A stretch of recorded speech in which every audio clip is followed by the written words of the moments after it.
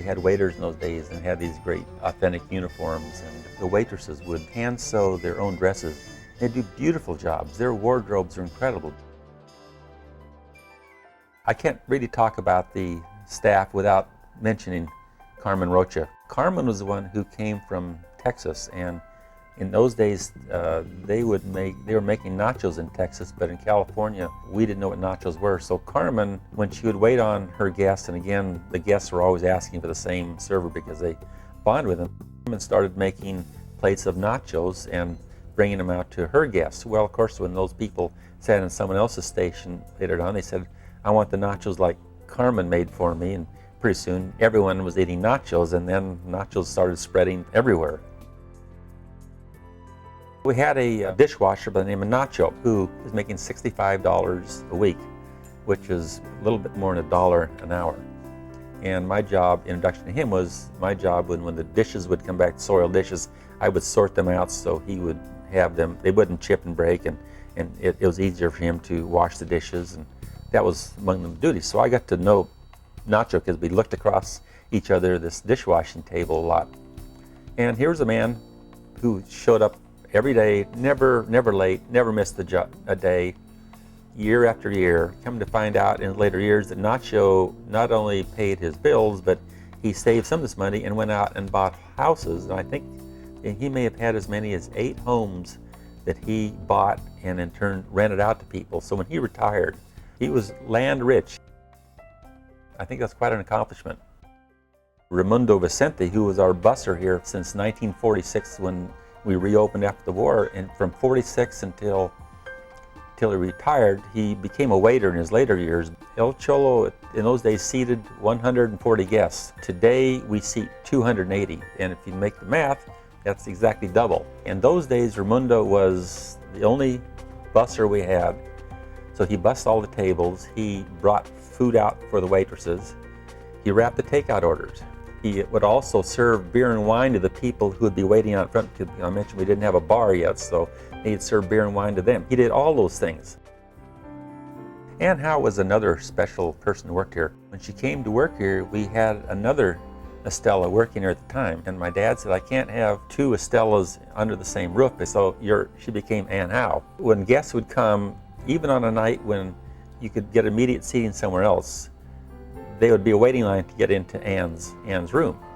And that was part of the greatness of this restaurant, was each server had their own room.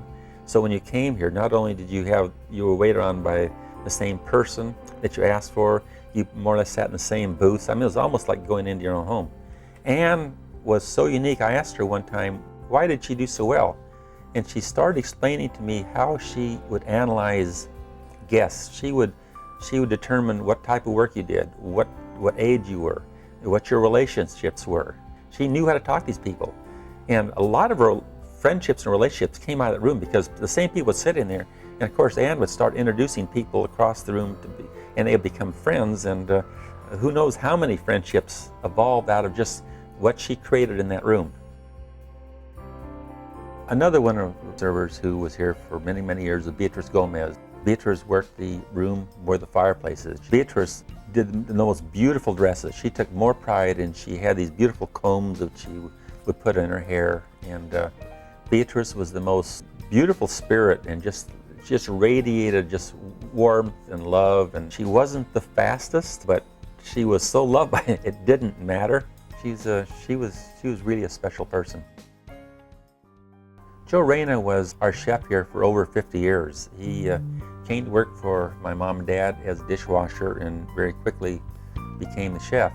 If anybody was important to the organization, it was Joe, the food he created and what he brought. And again, we were almost closer than family. And for closer than family, Joe was one of the closest in the family. And Joe still had a sense that every day he could be fired. It was a funny thing. And so Joe, when my dad wanted me to learn how to cook the food, I'd go back and spend time with Joe, and he would show me how to cook it. But then he'd always leave something out. So the only way we found out how to get his real recipe is I would write down everything that Joe would tell me in the recipe, and I knew something was missing. Then I'd go back maybe a year later and say, would you mind showing me how to cook it again? And he would forget what he left out. So he'd leave something else out and put the other ingredient in. So after a period of time, I could put all these pieces together, and now we knew how he cooked the food. He was showering on his way coming to work, and passed away there. It was the only day we have ever closed the restaurant for any funeral or anything. Yeah, I think with the energy he had and his interest he had, I think Joe would still be with us here today, and I would want him here. So the the smells and the sounds and the atmosphere, it was a joy to have been part of that and growing up and seeing that. One of the joys of having the restaurant is it's given me a chance to meet people in all walks of life who do a lot of interesting things, and some of them have become lifelong friends, and some of them do some very fascinating things, and it's given me the opportunity to enter into what they do in life and have some great experiences. But I'm going to talk about the one person who really stopped traffic here. Even as famous as a lot of people are coming through here, the one person who really stopped it was when Elizabeth Taylor came in. The kitchen and the staff couldn't help themselves. They came out, they just had to see her. So the restaurant literally came to a standstill with her here. Jack Nicholson, of course, has been dining with us since before he even became a movie actor. Jack has been a very special part of our lore here. I always tell the stories about when you go over the top to help people out. He came in here one night, about 10:30, the restaurant was closed and by himself, and he said, I just want an enchilada, and the hostess said, well, I'm sorry, sir, we're closed.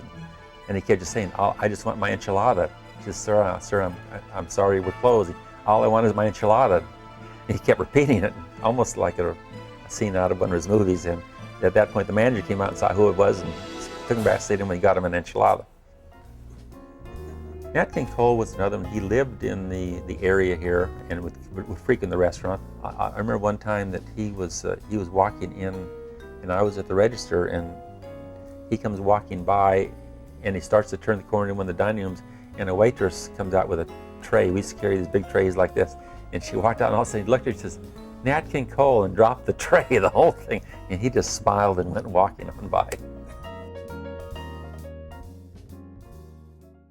He's one of the very special people. It has to be because he's still today, still is a friend. Was Louis Zamperini. Louis was back in the early 30s, was always running from the police, but he was pretty quick. And so his brother said to him, Louis, you run so well, why don't we turn this something to positive? So Louis went out for track and proceeded to set the college record for the mile. And he was a national hero because of the achievements he'd done track. In World War II, Louis was shot down over the Pacific. He drifted for, I think, 40-something days in a life raft.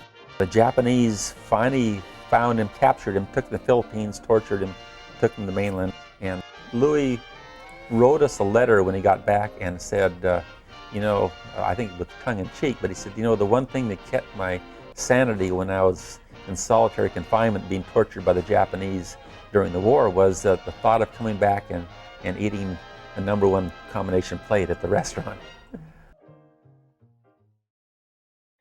There was a family, and last name was Love. They would come up in here all the time, and you had to admire this family. Well, one of the sons, I saw him in here one day having lunch with a friend of his. A fellow he ran into said, what are you doing now? And he said, well, I'm forming a singing group with my cousins. And I thought, oh my gosh, this nice kid who I've seen grow up, who I thought had probably a wonderful future, going to pursue this singing career, which probably ends up nowhere for a lot of people. He said, by the way, what are you calling yourselves? And he says, we're calling ourselves the Beach Boys, and it was Mike Love. USC is a big part of what goes on, at the point where you even have now a room down below with a lot of memorabilia. And a lot of the SCU kids would come in here, and we did have one in particular who, his name was Tom, and he would come in here sometimes by himself, and he wouldn't have shoes on. I'd say, Tom, you have to go out and put your shoes on. And he just didn't seem to be the self-secured USC kid that we tend to think of. I often wondered what's going to happen to Tom. He moved to Hawaii, and few years later, I was walking down the street in Corona Del Mar and walked by a surf shop, and here displayed on the window was these boogie boards, which has revolutionized the surfing industry, and underneath it said boogie board by Tom Morey. And Tom Morey, I'm sure, ended up making, if you measure it in money, he probably made a lot more money than a lot of these kids that I saw come in from SC who I thought had life made.